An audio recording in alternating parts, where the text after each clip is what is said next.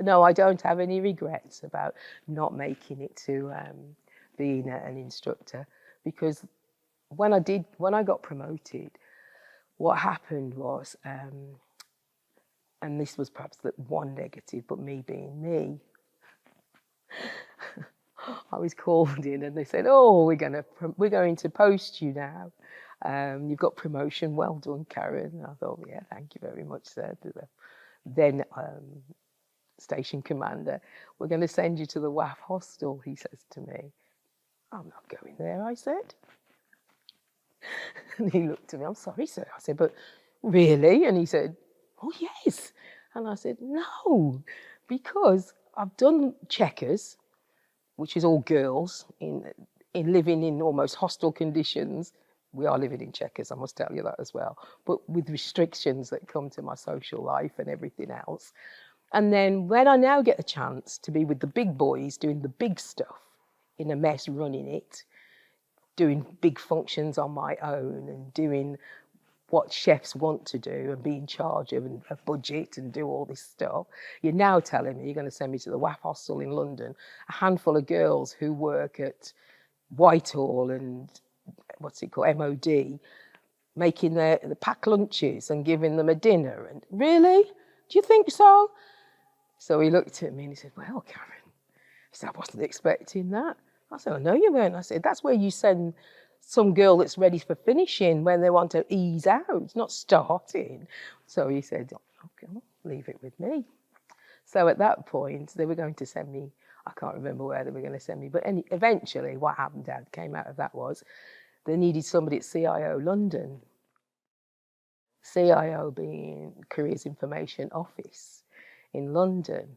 And I was already at Uxbridge, so Middlesex. So came to me with that offer and said, "Well, how do you feel about that?" I said, "Great." I said, "Do you know what?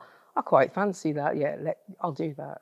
So then I stayed at Uxbridge and did CIO London, which course I didn't get to be an instructor, but I did get to go out to schools and talk to kids and do job fairs and do stuff at, what's the place? Hampton Court.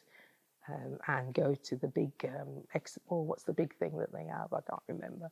My brain's fried now, sorry. But anyway, I loved it. I loved that I could talk to other youngsters who wanted to come in and tell them how they could have a career and be part of the selection process. I felt quite, I like to be in on the decision-making things. I like to know what's going on. I like to know what goes on behind the scenes and things. And it was nice to be able to have that opportunity to do that. So yeah, CIO London, I enjoyed doing that. Yeah, but out of that, that was the hardest. I'm going to tell you straight, it's the hardest course I have ever done on anything. What I did learn about, well, I'll tell you that in a minute, but what the course gave me, I can't thank the Air Force enough for. So that's a recruiting instructor's course, the course that they send you on for you to become a recruiter. And it's about skills for questioning people, skills for, it's teaching skills as well to a certain extent, and just to be organised and public speaking, and it's just a big confidence builder. But there's a lot of, it was just, for me, it was a hard course anyway. It was the hardest course I'd ever done. But boy, oh boy, did it set me up good for then coming out the Air Force. So I'd already done an FE instructor's course. And with this under my belt as well, it just fueled me with the right tools in the box for the next phase of my life. So the next phase of my life, when I came out the Air Force after 22 years, was I retrained. I went to university, I retrained, and I became a school teacher, secondary school teacher, home economics. I thought, how can I use these skills? So in between, while I'm doing that, I go and teach at the local college, hospitality. And I think, right, okay, so I've done a bit of FE hospitality, which is further education. But I thought, I'll have that other string to my bow, teaching in school, doing children. And I thought, right, I'll go for that.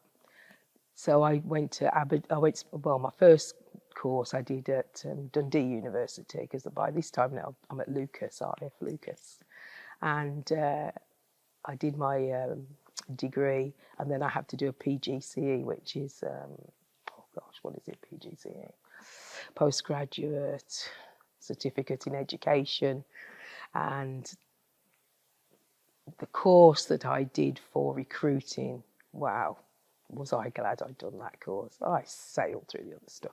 The other stuff really, it was good. It was a good course for me in as much as that I was well prepared, had all the tools, and knew what I was doing before I even got there. Didn't know that till I got there, of course, but you know, it put me in good stead. So now I go and I teach in Fife. I go to Kirkcaldy High School. Kirkcaldy High School being Scotland in Fife, yeah. Kirkcaldy High School being Gordon Brown's old school, who by now is Prime Minister, who comes to school regularly to come and talk to our pupils. So Gordon and I are now having conversation. Yeah, so, yeah. And the thing with that was, the best part about it was again, it was knowing my worth, because that should have been difficult in as much as I was the only black person for miles. I lived in a little village where there was one shop, one pub. There were no black children at my school. There were no other black members of staff. But I never had any issues with any of that stuff at all, to be fair. And I lived up in Scotland for 27 years on my own, no members of family, just me. And it was because when I came out of the RAF, I took redundancy and came out and stayed. And it took me 5 years to do the retraining. But I was so grateful to the RAF because, A, the resilience, the education that I'd taken, the experiences that I'd had of having to deal with people from all walks of life, be abroad in Germany, whether it be prime ministers and their guests, or and people through sport, then put me in good stead and gave me a nice pension at the end of it. Thank you very much. And I'm ready now to move on to my next pensionable job. Thank you.